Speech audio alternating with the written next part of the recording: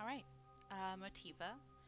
We come back from a freeze frame. In modern movies, it would acclimate to a record scratch, a quick turn of a story uh, as the door closes, as Runo Stormkirk has left you alone with Annalise, your goal for this endeavor. Giselle is somewhere still in the house, but you have Annalise and you did not allow her to be taken. But now she is looking almost worriedly to you. Your quick maneuver has seemed to distress her. Not terribly much. I don't want to say that she looks necessarily mad, but she does look alarmed by how quickly you have butted in.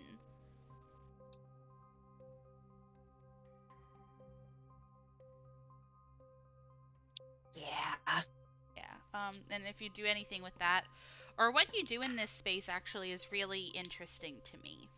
I would love for you to talk me through your thought process and what you think you're doing. Um,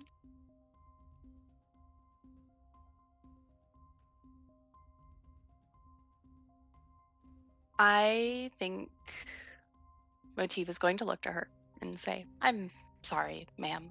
I actually am. I hope you know that."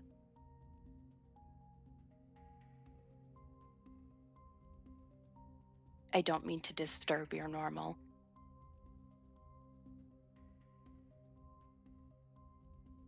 I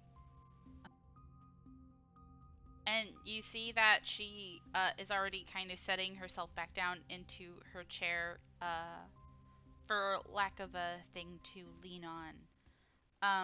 He kind of just gives a quiet laugh and says, "I feel like that apology for earlier, or is it an apology going forward?" It's simply an apology.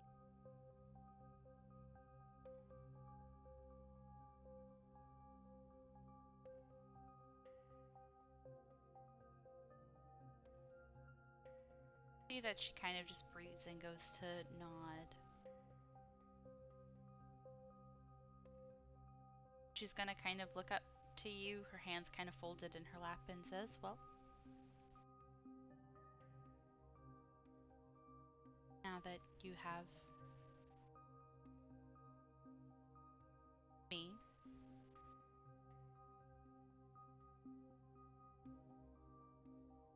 what would you like?" Uh, Not much of anything. I don't mean to be rude, but I don't have a use for you. You are my friend's mother. You are an extension of Giselle, so I will protect you as if you are Giselle. You see that makes And her go to furrow her brows a bit. Sorry, go ahead, you say your thing. you getting hurt would make me and Giselle terribly upset. Is that the only reason you've bought this time? Yeah, I know that me and Giselle wanted to talk to you later, but if she came back whenever she left as upset as she was, how was I supposed to tell her that I let you go? She'd be quite upset with me.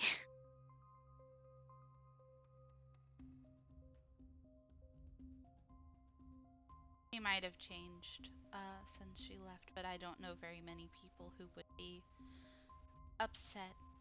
Uh, the average person didn't stand up to a vampire.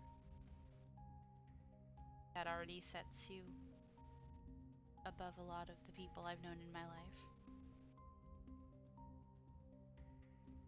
I and Giselle happen to be very different from a lot of people that you've probably known.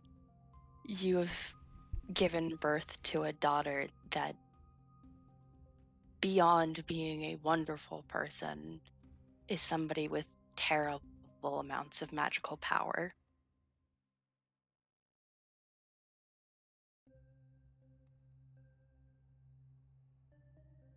I don't know if she told you that.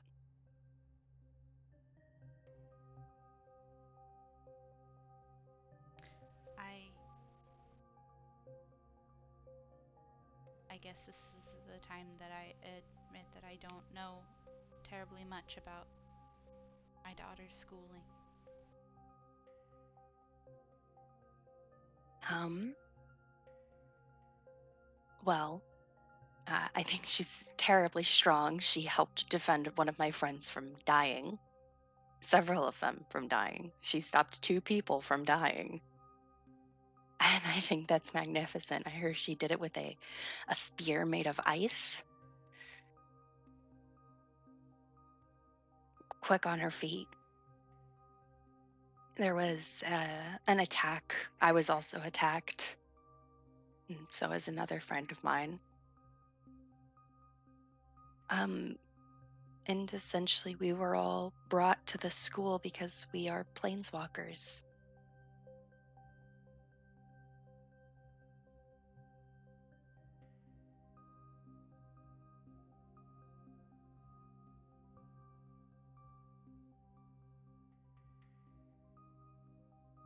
I say this as genuinely as I can.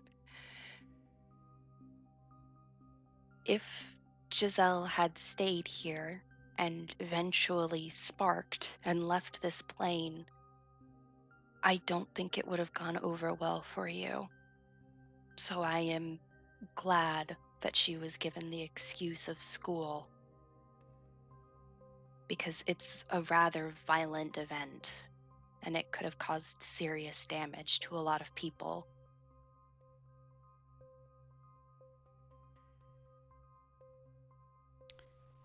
You go to see her expression turn sort of pensive. The delicate features of her face kind of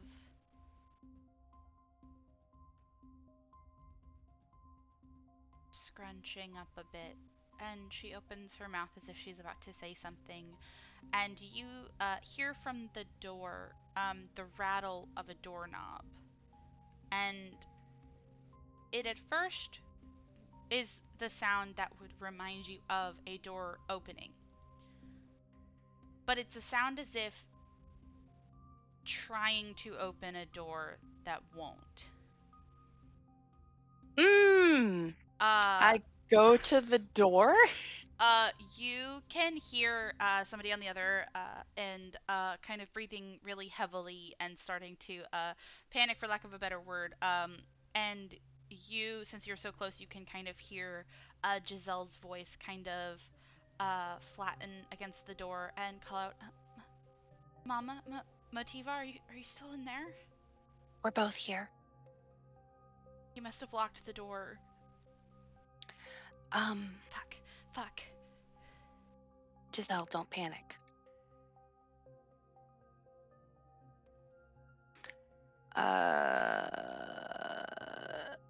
I wish I had heat metal. Heat metal would be so sexy right about now, wouldn't it? Yeah. Uh, what does this doorknob look like? Sorry to ask a terribly annoying question. No, it's not a no one questing at all. I think it's definitely like kind of a wrought iron, sort of like brass looking doorknob. It's like one of those ones where it's like it doesn't look like our doorknobs. It's really like thin um on the spine and then like a round sort of flat handle, if that makes sense. A very like rustic, old-timey looking one. Um and it's sort of, you can see that it does have sort of like this, like, you know, that like old school like metal plate around it that has a keyhole. um Mhm. it Oh, actually, I don't know. Look up old doorknobs. Oh, sorry, no, I'm thinking about something actually really specific. Actually, you don't see a keyhole. I want you to roll me. What do you think is a good roll for knowing crimes and knowing That locks? this is a question that D&D makes you have to ask. Because there's not a thievery Ah, one like Pathfinder. hee hee. Pathfinder. Exactly. History is my best bet. I will. I Investigation. I will say investigation. I think investigation sounds spicy. I think that you are investigating this doorknob. Unnatural 20. A Dirty natural 20. 20. I am willing to tell you this. So it's an old timey door handle. It's probably made out of something like wrought iron, maybe brass. Um, it doesn't have a keyhole on your side, which goes to show you that this is a door meant to be able to be locked from the outside and not locked or unlocked from the inside. Which is not a great thing to see on a doorknob. You know what I mean? Yeah, it's giving toxic. It's giving kind of fucked up.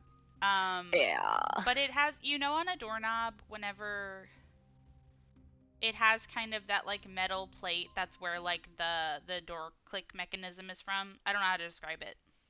No, I think I get what you're laying down. Okay, I have two Yes. ideas. Yes. I have two ideas. One would be up to you if it worked. Hmm. Could I attack? Could I attack this doorknob with a spell? First of all, yes, you definitely can. What was your second idea? I would love to hear your ideas. Actually, Yeah. okay, so I have primal savagery. Yes. It is a corrosive attack. Yes. Could I try to use primal savagery on this doorknob? I would love for you to do that. It's a corrosive. It's like an acid, right? Let me look up. Corrosive D10 Okay, 1 second. with my nails or my teeth. Do I have to deep throat the doorknob? No, you can. You don't have to do it with your teeth. Thank you. 1 second.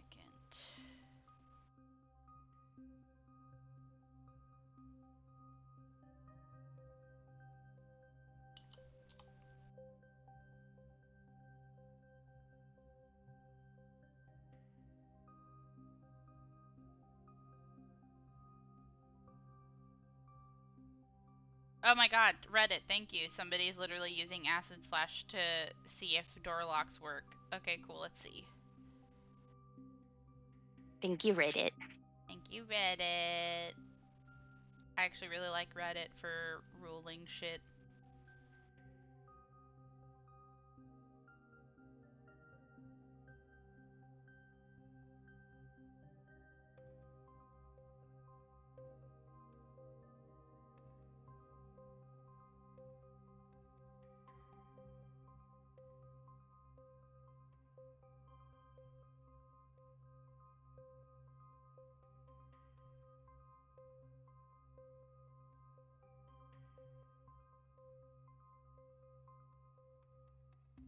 Okay, cool, awesome. So, I will definitely say that you can do that. I think if your intent is to, like, eat through the doorknob, but then also the lock inside, I think you would have to do it a couple times. But I don't think that that's an issue with what you're trying to do. I just want to like illustrate that it would be like you actively trying to do it.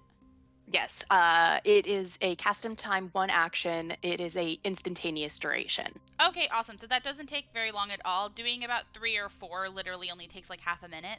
So I love the idea that you immediately are like, we need to get Giselle either in here or we need to get out of there. So you starting to kind of coat your fingernails, uh, which are by proxy like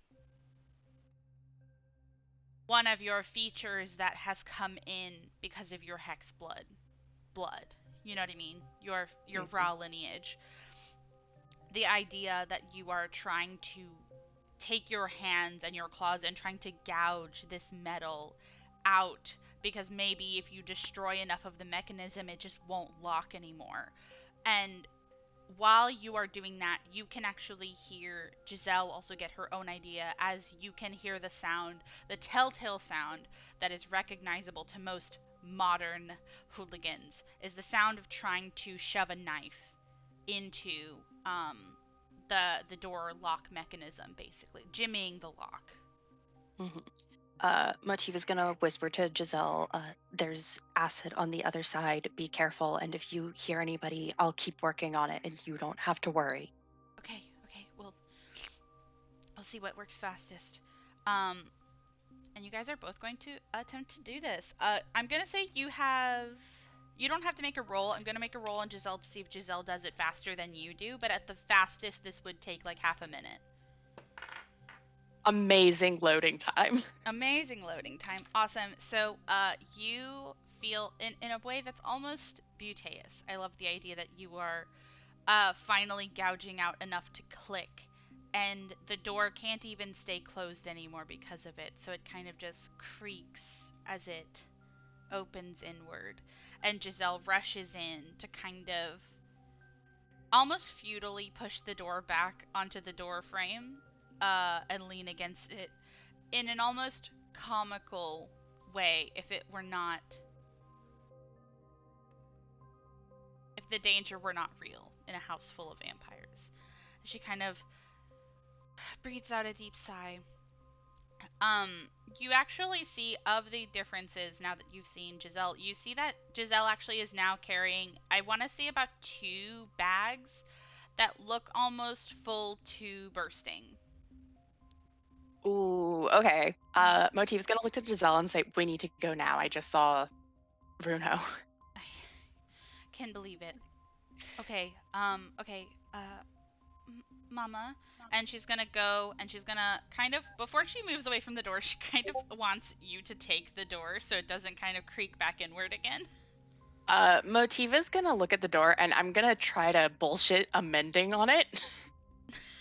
I don't have mending, so I would have to roll Arcana. I will say an easier thing that you could do is you could put a chair in front of the door. Oh my god, you're right. Actually, doesn't isn't there a bed in this goddamn house? It's a Isn't there a four-poster bed in bed. this You room? won't be able to push it, I don't think. That's fair. I take the chair. I do the classic. Do the classic. Awesome. I'm gonna Instead bust of out the putting, fucking scrolls. yeah. What's fun about this chair though is that instead of putting it against the doorknob, because there's no doorknob anymore, you kind of just hook the top corner into the hole from the doorknob. It doesn't have to be good. It just needs to stay. You know what I mean? Yeah. And you bust out the scrolls, and Giselle is gonna go over to Annalise and start kind of helping her up. And this would be a bit difficult to roleplay out in the second to second, but it's a lot of Annalise being a little bit confused and Giselle trying to soothe that, but also kind of get her over to where you are with the scrolls, because again, you have to be touching people to bring them along. Motiva is immediately just going to start. I will say I would like to have color spray readied. Yeah, you have color spray readied, and you kind of keep an eye behind you as you all kind of come into a circle. Giselle holding her mother, and Giselle holding you, and Annalise almost holding on to the skirt of your dress. And in the seconds before you are transferred over, you see Giselle going to put a necklace around her mother's neck, and it looks to be a token of some kind. Um, but that's all you can see before you are whisked away. Um, you come to, and you are in the commons of Strixhaven, the light blinding after such a dark night. And something that is interesting about the plane shift spell and the idea of walking, as planeswalkers colloquially call planeswalking, is that you all have done it now a good number of times, but you in particular, it comes easy to you. you do it like you are stepping over the threshold of a room. But if you remember months ago when you first showed up to Strixhaven, a lot of people got sick. Teleportation magic is hard on the body when you are not used to it. As the minute that you all touch down, Giselle has to almost fall to her knees as Annalise retches onto the cobblestones. And she kind of just holds her through it. Uh,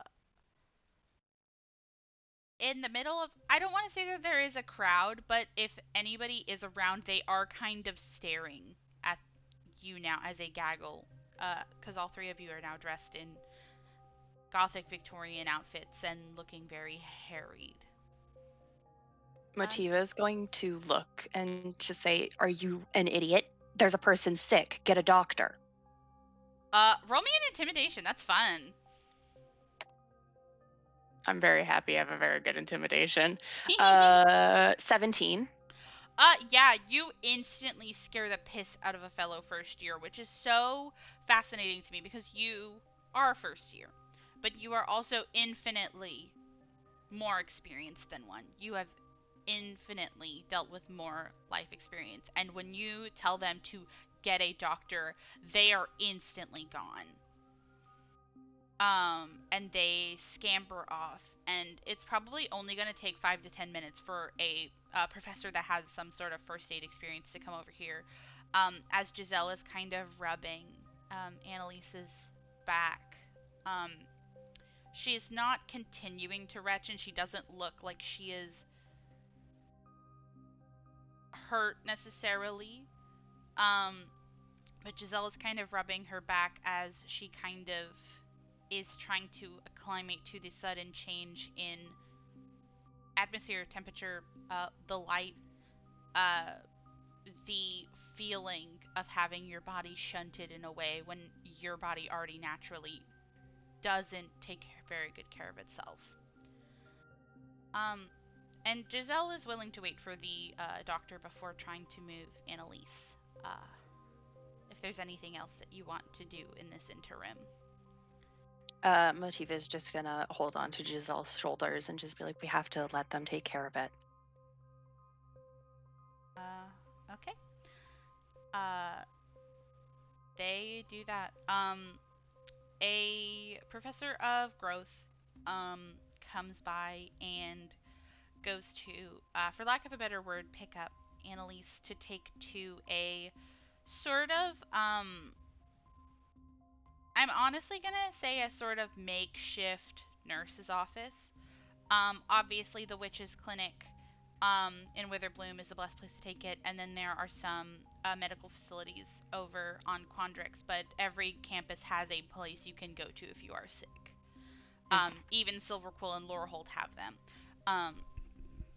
So, you guys are kind of taken to this interim nurse's little nurse's hut, and there's kind of this moment where you're kind of having to re-explain a lot of things over and over again. It's like, oh, we went to another plane and picked up like a family member of this student. She's already been approved. You learn that that's actually what the locket was that Giselle put on Annalise. It is a specific token you have to keep on you, and it does have like a for lack of a better word, it has a time limit, it has an expiration date, right? But it basically is proof that they magically can be here. Um, and it's a lot of re-explaining that, and a lot of Giselle having to kind of explain that her mother is very sick.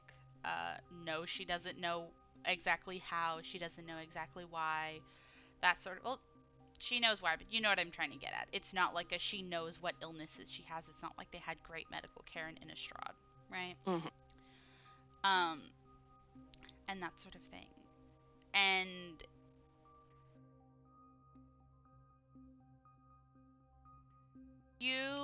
I will say with your passive insight, that's something that you can tell that is very easily noticeable. is that Annalise is not technically fighting against any of this. Annalise is an incredibly passive person. Um, to be in Estrada, you have to kind of roll with what is dealt to you. Um, but she doesn't look particularly happy, and I feel like it is something that would be even more apparent if she wasn't so worn out by this series of events, you know? Mm, yeah. It's kind of like one of those things where like you're doing something for somebody that is technically good for them, but they don't have to be happy about it, you know. Yeah. Um, but eventually you guys get basically discharged from that, and Giselle is able to settle down Annalise in the guest area.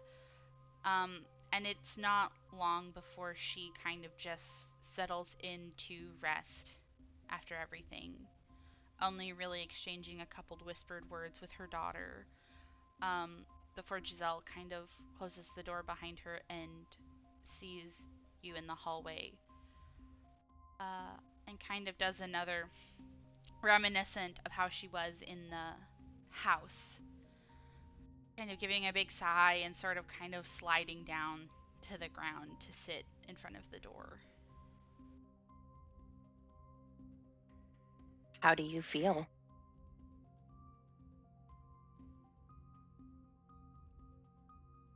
It feels so silly, but I feel like he's gonna jump out of a shadow at any moment, you know?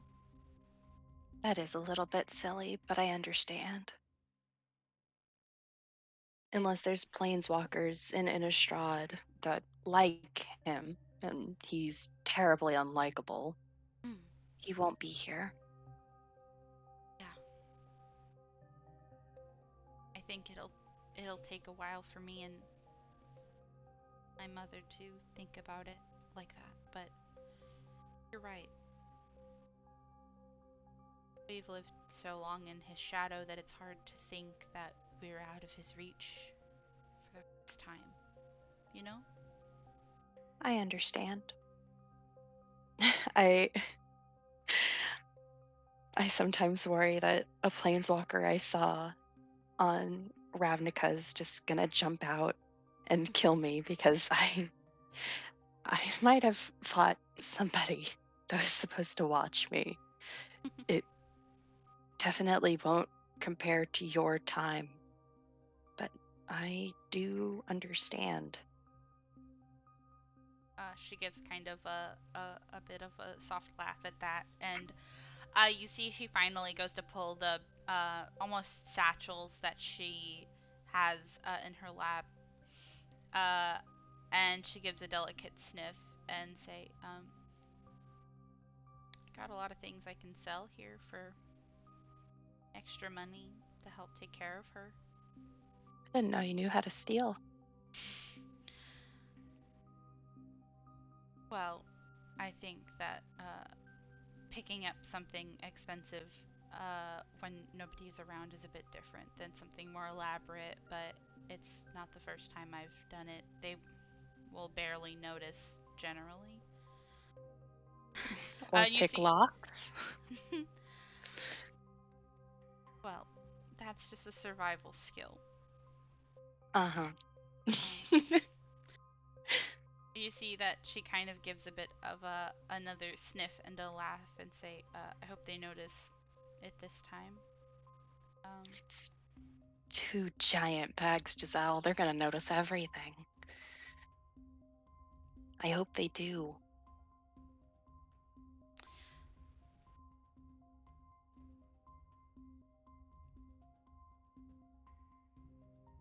trying to think of how she would say something. I think that she's gonna kind of look over to you, somebody who is not, you're not technically a bad influence on Giselle, but I think that you both kind of can telegraph um, the sometimes aggressive, sometimes bastard energy of two girls who have had to struggle to live. Um, she gives kind of a crooked smile and says, "I left them a gift." What did you do?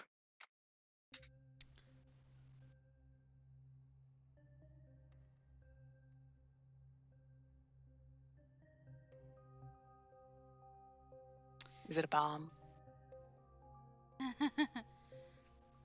It's just awful dangerous to have a wooden house with so many unattended lamps. Ooh. Ooh. Oh. Motiva just gonna like hold on to Giselle's arms and look at the ceiling. Just, oh, he's kind of a jackass, so I don't really care, but that's. I'm happy that you're my friend. I don't know if it'll actually get any of them, but I thought that if we needed more time, a distraction would be really nice. I can see why you were panicking to get in the door now. It wasn't outside, no. I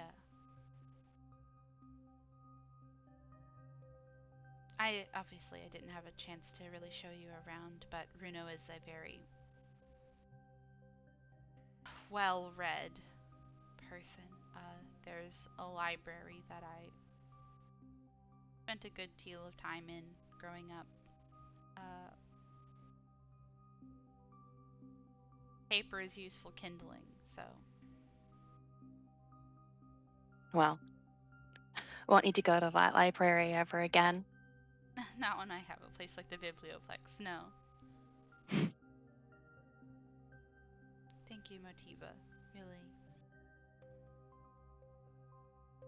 That could have been really dangerous, and I really appreciate that you were willing to go into a place like that. I'm just.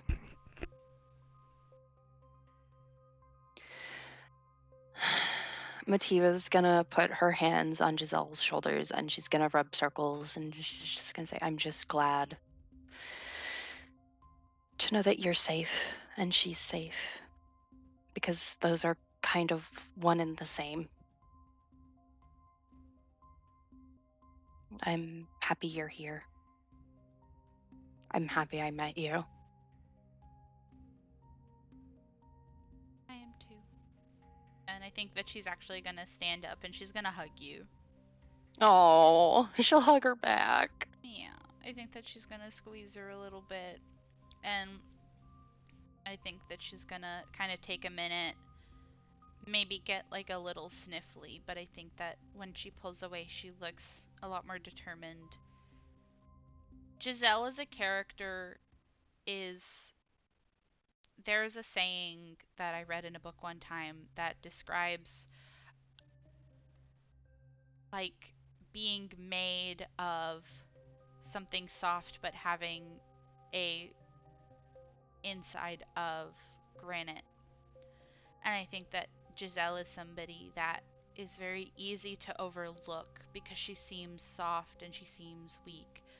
And being close to her, you have really been able to see and draw out that sort of strength that she has needed to have. And it almost gives her a more confident feeling. And I think that she's going to kind of pull away and nod. And I think that she's going to try to dab a little bit at her eyes and say, I'm going to try to get her looked at by Nim and maybe some of the other doctors on Witherbloom before we leave. But I'm going to. I know. Go ahead. Oh, she's just gonna explain that after she sets up like them doing that, she's probably going to be off campus for this week before exams, specifically to try to find a place that she thinks her mom will like. I think that's a lovely idea, and I think you should get her looked at. Giselle, I think you should take her to the deans of Witherbloom. I don't know if you should cut it at just Nim. She was terribly sick. I could practically feel how she was just still. You see that idea kind of makes her readjust for a second, and she thinks about it and she nods and she says, right, they would know a lot about it. Even and Valentine is a vampire. I'm sure he knows about, for lack of a better way to talk about it, the wounds Bloodsucking? vampires leave. Yeah. I think that that's the best idea you could have right now. I think he would know how to deal with that, and I think Lisette would know how to deal with helping her heal. It's the best this is kind of the best place for her to be right now in terms of dealing with this specific issue. I don't think Nim is dumb, but I think this isn't something that just a salve can deal with. I think she needs to go to a therapist. I think she needs multiple doctors. No, you're right. You're you're right. We're in a place where we can ask for that. We're in a place where we can demand more than just what we can take. You're right. I think I'm gonna try to appeal to them to look at her and maybe see if I can get an extension on her visitation until that's done. I think the second they look at her, they'll understand why you're so worried. Yeah. If I think that you're strong enough to do it, but if you'd like, I'd be willing to talk with you as well. I think Lisette kind of likes me. So, Okay. but I think I think we should sell things first so that if we're asked about money, I can try to help, but I think selling a bunch of crap from a douchebag that's been alive for thousands of too long. I think there's plenty of people that would have an interest in his things. I think so as well. I think worst case scenario. I was thinking I wanted to try to take some to um, Prismari and also Silver Quill. It seems like the kinds of things that those kind of students would like. Probably. I think the second you say that here's a book that's hundreds of years old that was locked in a desolate library, it will grab a lot of people's attention. Yeah. Okay, I'll do that. When I talk to the deans, I think I would like you with me. Do you want to sell stuff and then do that? I wanted to talk to Onyx about something, so that would be a good time for me to split off and find her. Oh, we would already be on Wither Womb here, right? Okay. Let's go do that, and we'll go from there. Okay. Um, Okay. you guys go and you do that. It's relatively easy to sell most of the things that Giselle brought with her. Uh, not even with any real work from you guys. It's because, like, again, getting things outside of campus is something that can sometimes be considered a hot commodity. Um, there are these things that have these wrought iron, like really gothic designs, or sometimes the selling point is just it was owned by a vampire. Sometimes the selling point is it's from a different plane. Worst case scenario, the things that aren't necessarily really pretty but have like fine materials could be broken down and used for other things on Prismari.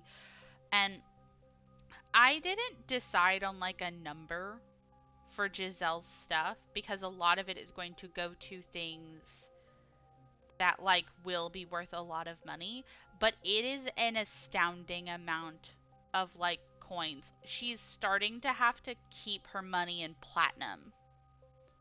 Nice. Yeah.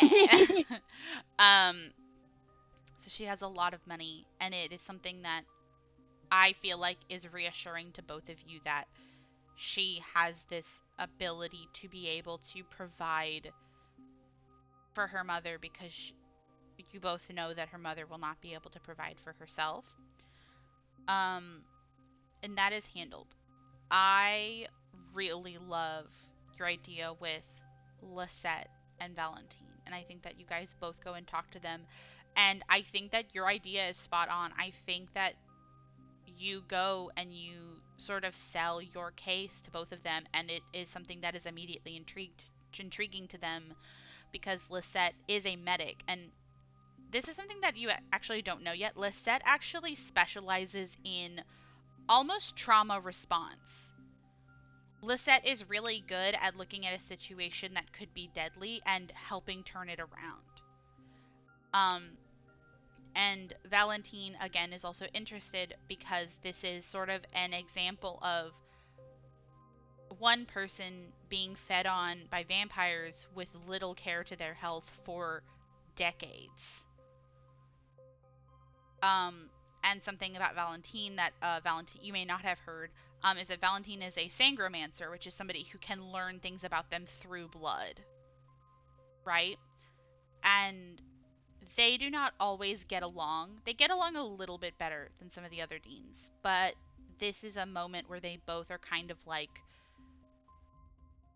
it is enough of their wheelhouse to know that they probably can help, but it's also unique enough that they are interested and trying. Um, and so that is something that you basically do for Giselle and for Annalise. You get her some of the best care you can manage. Of the people in the entire world, of the Strixhaven alumni, you can assume that some of the people that are the most powerful people in the medical field are going to be the ones looking at her and studying her. And that is something that I feel like is almost priceless, you know? Hmm. Um, I think that Giselle probably goes with them to talk things over and potentially look at Annalise. And I feel like that is when you peel away to go and talk to Onyx. And I would love I for you to will talk to say, me. Yeah? before Giselle and her split, Motiva Yeah. will look to Giselle after talking to the deans, hands on Giselle's shoulder, and she's going to say, "So, Giselle, I need you to know something before you talk to your mother whenever she's fully conscious. Oh, okay. If you hear about a wedding and me proposing your hand in marriage, I'm sorry." What? It was the only way I could think to keep Bruno away from her. I Oh just my wanted to tell god. you before she could. Okay. She definitely looks really shocked and really embarrassed. But she kind of just nods and says, "Okay, I'm glad that worked. Um, thank you for helping her. Okay, bye." She's just gonna wave. Giselle's gonna go and handle that stuff. I love that. That was really cute. Thank you. I just wanted to make sure that Motiva told Giselle before her mom could. It was Yeah, like fair. your weird jackass of a friend that kidnapped me told me that she wanted to marry you. Motiva loudly. Uh, well, first of all, Yeah, first of all, that's a lie. I am a liar. Get that straight. I'm a liar. Heart emoji. A liar, affectionate. uh. Okay, this is the scarier part. Yeah, I don't know how you're gonna handle this one, gang. I don't either. We're gonna see. Uh, Motiva is going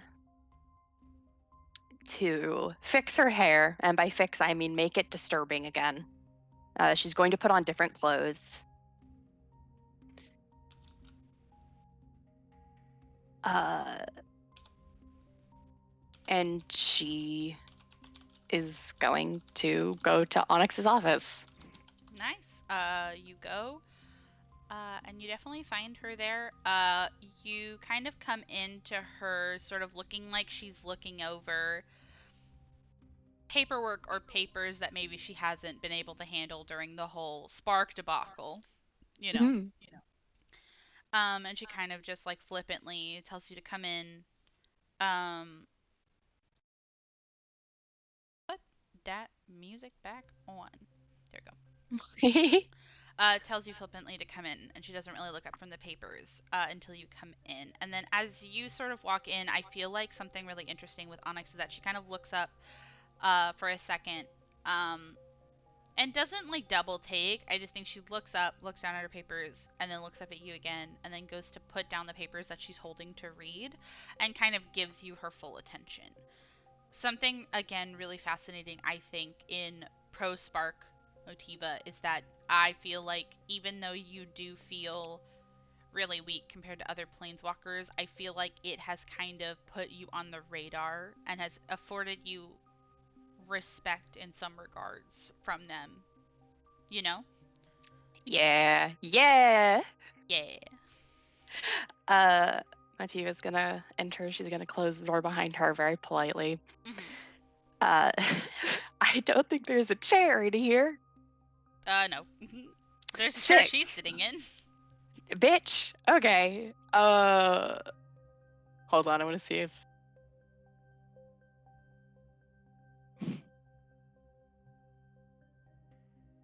Okay. Motiva is going to smile and she's going to look at her and say, "Well, hello, Miss Liliana." That's Um, fun. Hold on a second. music I changed Megalovania.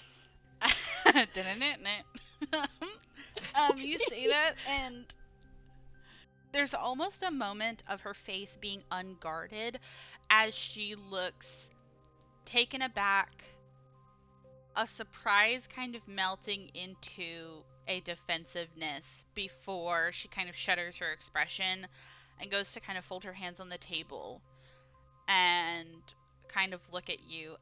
Because I assume you're going to continue talking. I just wanted to give you the first reaction. Yes. Motiva's going to put her hands up and say, "I want to add, I just know your name and the bare minimum of things that have happened. I kind of don't care about any of that. I don't think that would win me any awards with any other planeswalker, but I don't really care about others' opinions. You're here, and that's how I'll see you.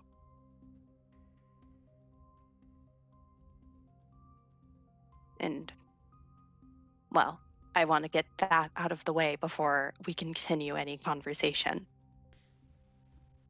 You see her go to think over her words and she nods and she says, "Fair enough. I appreciate you being honest with me, even though I have now been proven to have not done the same."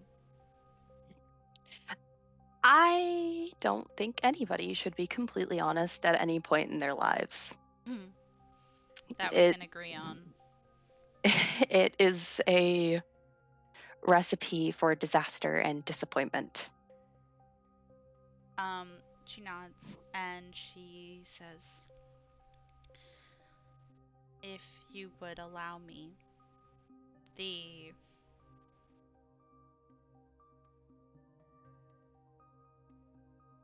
right to defend my decision, then I would like to be at the very least transparent about this, that I did not hide my name in a way to obfuscate any of you from any particular truths. I hide my name because it is dangerous for my name to be known in the multiverse for reasons that I'm sure you have, at the very least, vaguely heard about.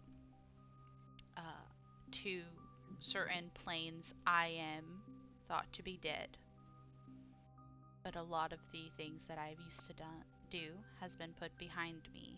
and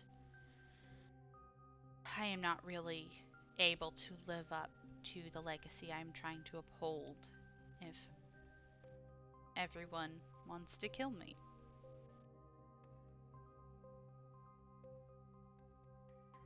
So I hope that you can understand that. And it was not in any way meant to manipulate your thoughts of me. I don't really care. Uh, Fair enough. Motiva's gonna like flamingo and scratch at her head and say, I don't know. Um, I have a couple of points I'd like to ask and make, but I think as somebody who just outright refuses to share my name just because it's a point of funny, shouldn't be allowed to criticize people for not sharing their name for actual, real reasons.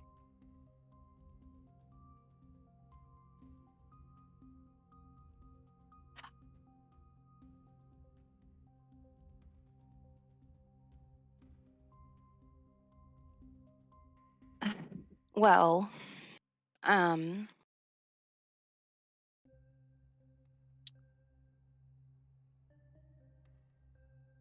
I ended up a part of the swarm. I don't know if I was officially inducted in, but I don't think I'll ever know.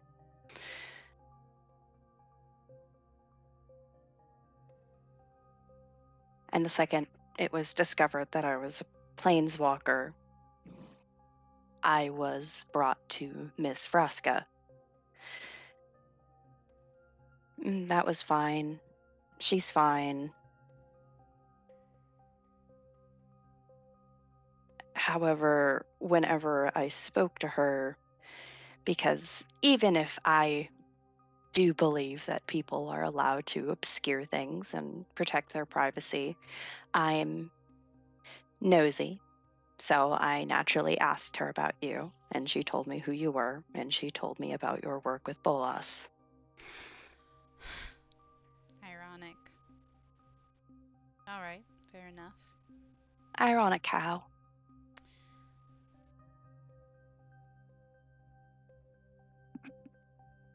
I feel like people like to forget. You see, she goes to work her jaw a little bit, and she looks at you and she says, I do not mean to be inflammatory, but I just think it's a little funny how double standards tend to work. There was also a point in time when she was approached by Bolas to do work for him, and she said yes just to betray him and turn the tide.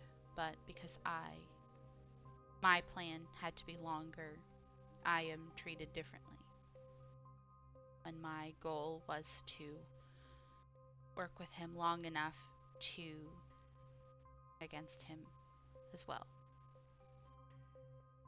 But if she wants to be angry at me still, then that's her business. It's not like I'm going to Ravnica anytime soon.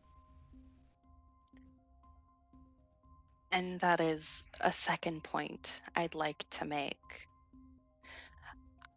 I do think you should tell the other planeswalkers who you are, because I know for a fact that many planes have been affected by Nicobolas. And I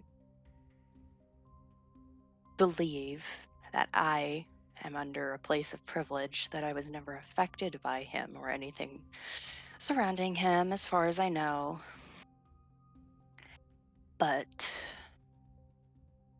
it doesn't change that if Musim, Chad, many other people, I assume, you probably know the planes of everybody coming from, that everybody came from. I don't know if it would be the best idea for it to be hidden, because if they find out now, it might be a mess if they find out through hearsay, which I would not be the one spreading. She gives a Scout's honor sign. That would be ultimately distressing, especially for, say, Musim or Chad. Or if they find out through traveling the same way that I did, you show somebody your face and somebody says who that is, they could come back and try to do something. And that would ultimately be a mess. You see, she goes to kind of pinch the bridge of her nose and says, I can't fault your logic. At the end of the day, information always comes out better when you have a chance to give it. Then rely on someone to speak truthfully of how things happened. The coloration of perspective, subjective versus objective, that whole spiel.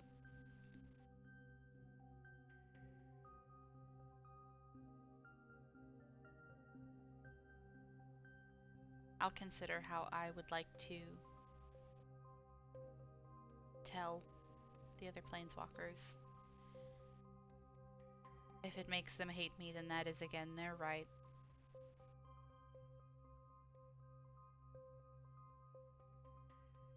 I do not ultimately think anybody would leave Arcavios because of it, though.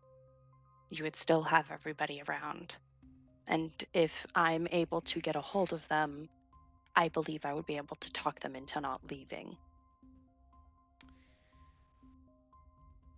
Leaving is the least of my concerns with this revelation, but I appreciate the vote of confidence. Them leaving and telling other people that you are alive would be ultimately a very bad thing. Me as Panini, you know what? Fair enough. Sorry, Fair I enough. didn't I wasn't didn't think asking kind about of a that laugh. one. Um, um, I think Onyx Liliana is gonna nod and say, if I feel as though I need your help, I will contact you, but hopefully everyone will know before we have another wayward spark on our hands.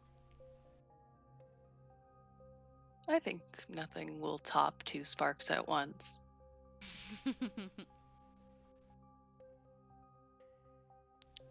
Once I heard a compatriot refer to embers as popcorn. It's hot enough for one to go, the other ones tend to follow.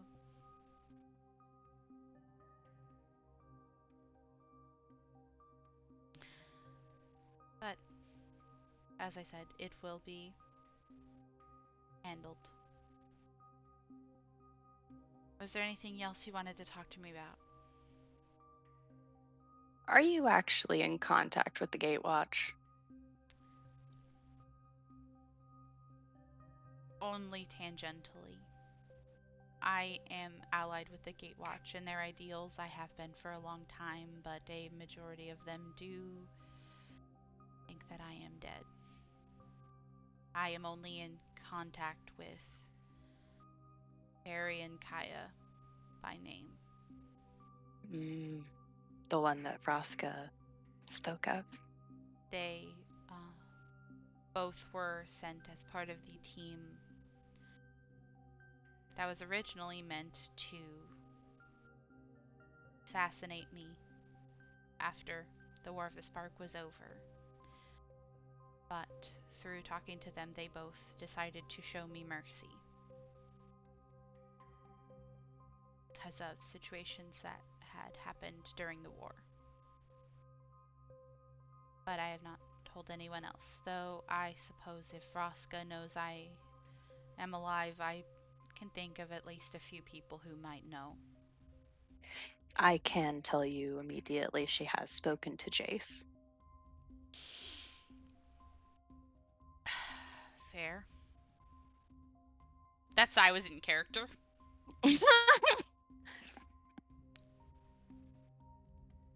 I don't know what they discussed. He disappeared before I could see him again, but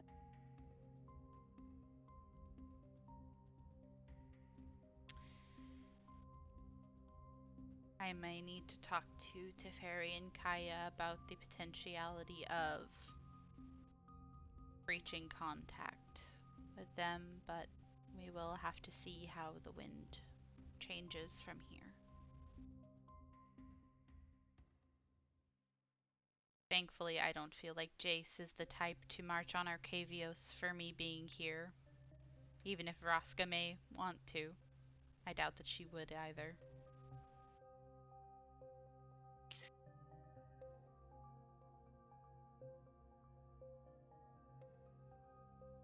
I think there's too many problems in Ravnica for her to want to lead an army in another plane. I agree. As angry as she is not generally someone for wanton retribution either. I think that it wouldn't be her style to march on anything.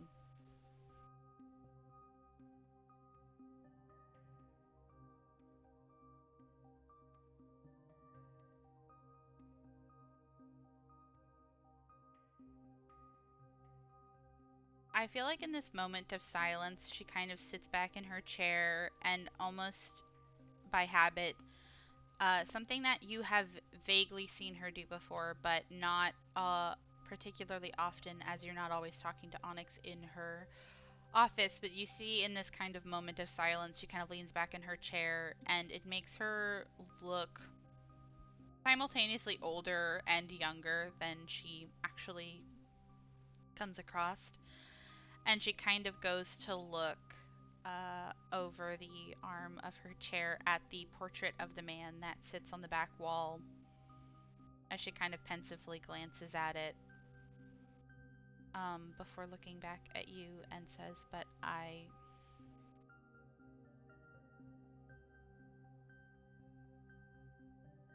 for what it's worth, I appreciate you coming and talking to me about this. I think there is merit in searching for your own answers before reacting to information that you hear, and you would have been fair from what I assume, I assume Vraska spoke of me to not extend that to me. Whether or not you did it for me is regardless. I am appreciative of the gesture regardless." I've never been one to assume anything. I don't really like other people telling me how I should think about things. Even if I appreciated my time in the Golgari, all of the guilds of Ravnica seem quite cultish. You would not be wrong about that, no. It's definitely not one of my favorite lanes to be for that reason. But the last I had been there, there is a burgeoning gateless community.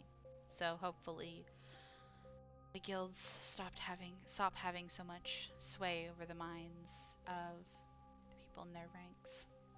But we would have to wait to see that. It would be quite lovely to see. Um, Now I have a different question. All right.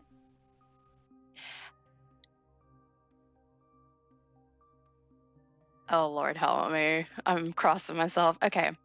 Motiva's going to look at Onyx and, well, Liliana, and she's going to say, I am aware that people can be taken through the eternities and brought places. And I know that items can also be brought to and from.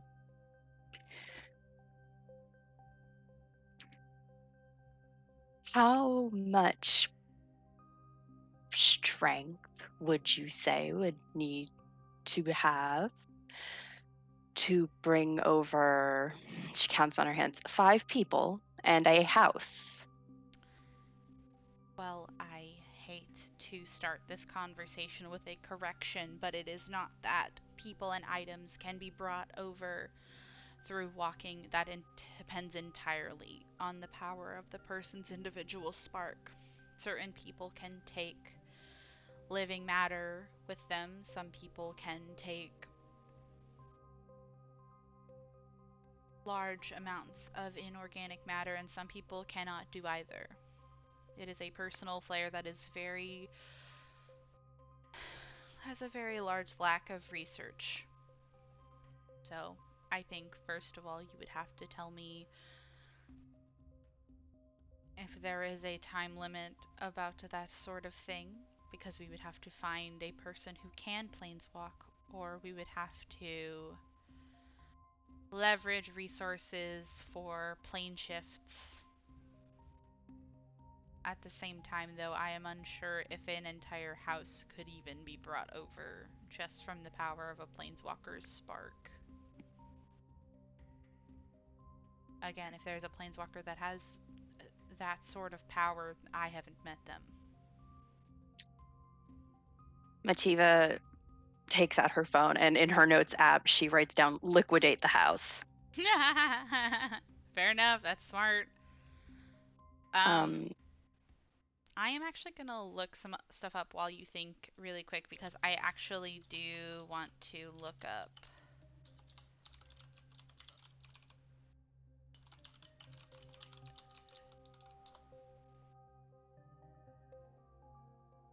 There is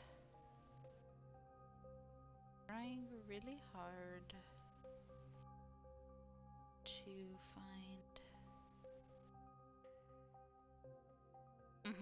Yeah, because it's all really different. Because some planeswalkers can walk swiftly, some are slow, some can do it easily, some require great effort, and then also it can be like sometimes it has to be like an actual spell, so it takes a while. And some can carry inorganic matter, some can carry inorganic. So there is an example of a planeswalker that can only planeswalk with another creature. And then there's Ren, who can planeswalk when in a symbiotic relationship with a tree. Um, mhm. and then there are some other examples of who can do this, and it's very few people. Yeah. Um,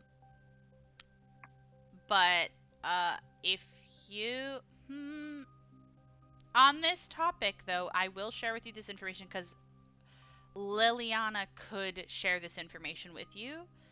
Um, she would know that Ugin could do that because Ugin could planeswalk with creatures, but he is now currently keeping Bolus from being an issue, right? Good for Um, him. yes. So there's that. For context, if you or Motiva don't know, Ugin is the twin brother of Nicol Bolas. They're from the same plane. It's kind of like the good dragon, bad dragon situation. You know, haha, bad dragon. Haha, that dragon. Um, she would tell you that of the planeswalkers that she has mentioned, um, Kaya, who is a planeswalker that is currently stationed on Ravnica, can bring individuals on a planeswalk, um, but it requires sort of melding into them. Kaya has like this thing about like ghost shit, basically. Mhm. This is a really unofficial way that I'm explaining it, but I'm trying to give this information to you. No, I understand. Thank you. Yes. Um, Motiva would nod and say, I'm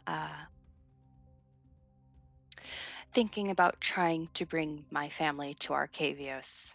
I think it would be a much more welcome place than my home for them.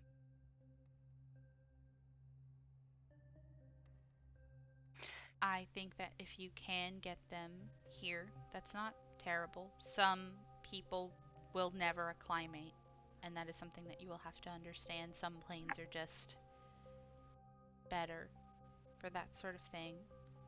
I think Arcavios is tame enough. Generally, it's not like immediately going to a plane like Innistrad or Eldraine or Kaldheim. I feel like Arcavios is the most similar to what I've heard about your home. Um, you will just have to first find a way to get them over, and your best bet would be convincing Kaya to do this for you. I would not have any leverage in that bartering. That would be something that you would have to do on your own. Okay. Makes sense.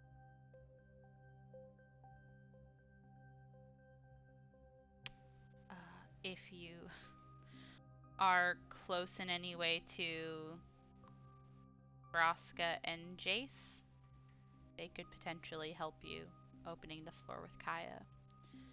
And I can reach out to her to maybe have a meeting, but as I said, me and Kaya are not particularly close. So it's not like me saying that she should help you will get anywhere.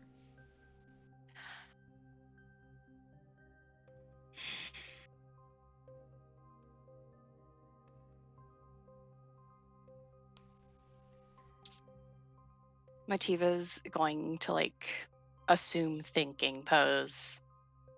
Her hand is over her mouth and I don't know if Roscoe would want to speak with me considering I disobeyed a direct order from her. Hmm.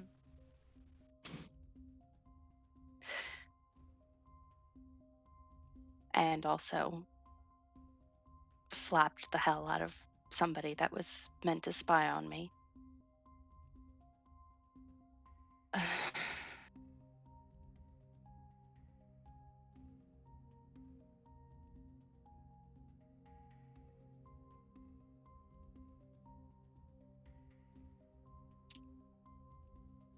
I have no earthly idea how I would come into contact with Jace. Me finding him was terribly ironic and barely could have happened.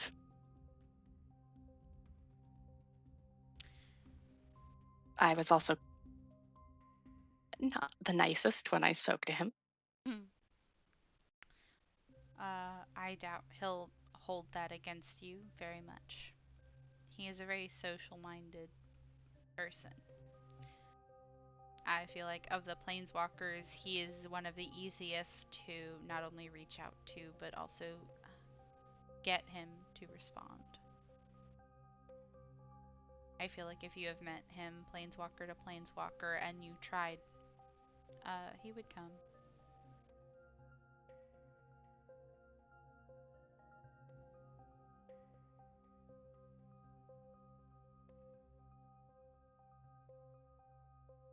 What do they do? The both of them? What is their thing? What do you What mean? do you do? What is your magics? What makes you as planeswalkers different from other mages?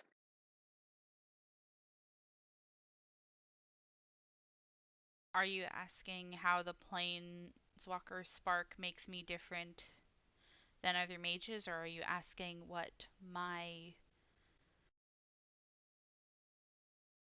flavor of magical ability is like? Your question is vague. It is. The flavor. Well, I have mentioned, and my position would tell you that I am a necromancer, particularly a good one. I spent a long So time studying it. Sorry, go ahead. I really like I really like the I am the best. She's actually described as a master necromancer. I know, but I love it. It's like, I don't need to be humble. I don't need to be humble. I'm the best necromancer in the fucking multiverse. God damn it. You know, it's very funny. Um, but she is a necromancer. She is also able to heal, which is interesting. Um, I am going to talk a little bit out of character just because I am going to try to give you some, I guess, lore uh in this. So what's very cool about Liliana is that her focus is like very specifically like reanimating the dead, but also like gaining power from like the concept and power of death. Um, that's probably the thing that makes her stand out the most. Um, but uh, something kind of interesting about Onyx and their and like Liliana, right? Is I've talked very vaguely about this thing called the mending, and she would be able to explain what the mending is to you. But basically, the mending is something that actually changed the fabric of the multiverse. Um, and there is a marked difference between how planeswalkers were before the mending and how planeswalkers are after the mending. But basically, she is a planeswalker from before the mending. Um, but also, a big thing about Liliana and her power is that she is immortal now. Fun fact. Uh, Okay. yeah, she specifically had a really long stint where she had a bunch of contracts with demons. So her whole sphere of things that make her unique as a planeswalker, she's extremely good at necromancy. She is immortal, and she used to work with demons. Those are her like big shticks. And she can also heal. I'm trying to see if her planeswalking does anything in particular. I don't think it does. Um, uh, yeah, when she planeswalks, she disappears into a cloud of black inky vapor, and that's it. Queen. Yeah, queen shit. That's her thing. Um, I can then tell you Vraska and Jace's thing if you are asking her. Yes, I would like Motiva and me to know in and out of character entirely. Delicious. I will go to their wikis to give you information that a lot of stuff you will know, but sometimes you will not know. You know what I mean? Mhm. Jace's whole thing is that he is a mind mage, and he is a really powerful mind mage. His whole thing is like thoughts and also compartmentalizing the brain. There are like he also does things with like memories and that sort of thing. Um, he's very analytical and very strategic based. Yeah, he's a master of mind reading, memory modification, and illusions. He has telepathic powers. He has clairvoyance, that sort of thing. He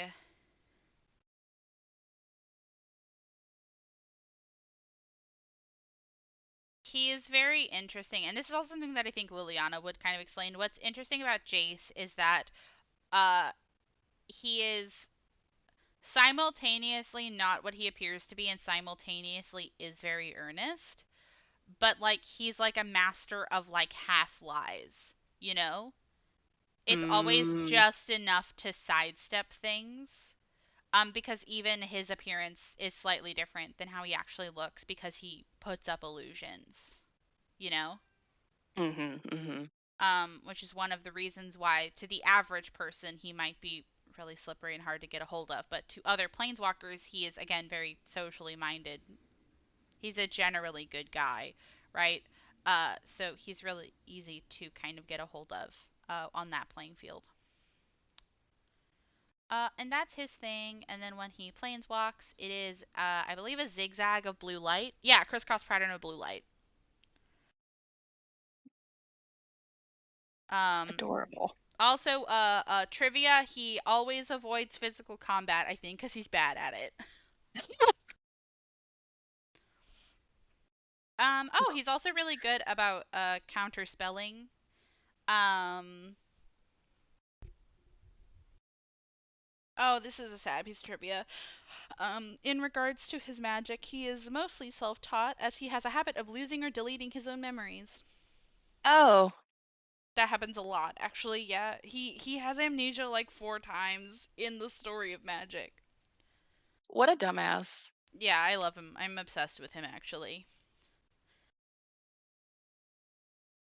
Okay, so Vraska's thing. Um, Vraska's whole thing is Vraska is actually a varied person.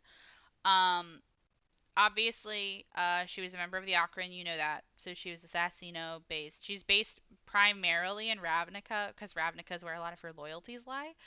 Um, she can turn people to stone. That is not like a, that's not like an exaggeration. She can do that, but that's not a magic thing. That's just because she is a magical creature. Um, I'm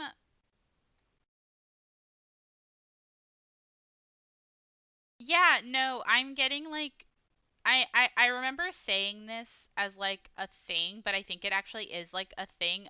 She's actually not a mage outside of being a planeswalker. She just straight beats the shit out of you because she has nothing on her magic in this entire wiki page. Um, I will say her thing for a little while was she was pirate on Ixalan. That's fun. That's neat. Yes, I'm willing to tell you this. I don't know if Liliana would mention this. That's when she got really kissy kissy with Jace. Yes. I wonder if she wouldn't mention it. Yeah, I wonder why she wouldn't mention it. Um,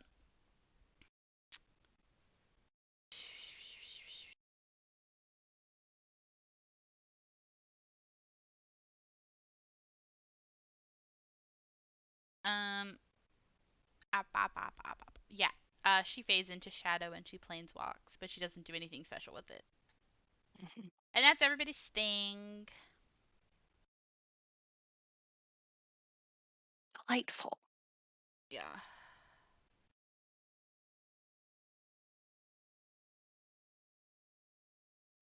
Okay.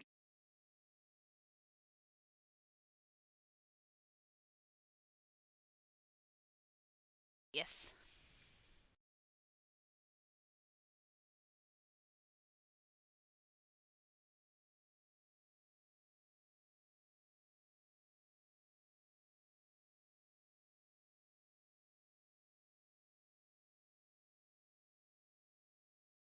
Motiva's gonna look and say he's a mind reader. Yes. He reads minds. Uh, Last I checked, basically all the time. Huh. Oh, Hmm. you didn't know that when you talked to him, did you? I don't know that man. So yes. Anyway, I think this might get in trouble with I mm, I'm not a very nice person. Oh well. I suppose you'll just have to see, but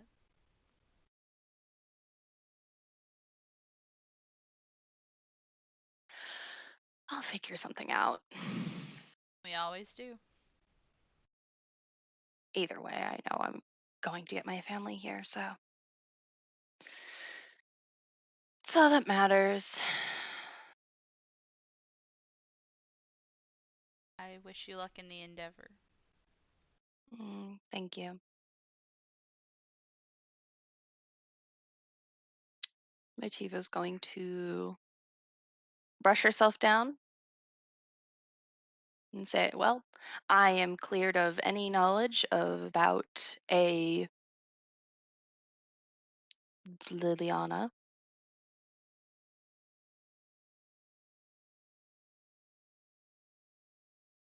So that's all I have.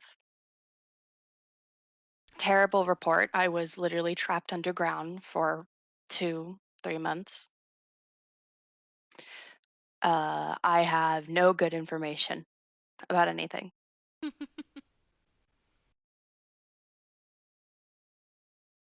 Not even the best mushrooms. Uh, no. Absolutely not. Fair enough. Well, try to get some rest then. You've more than earned it.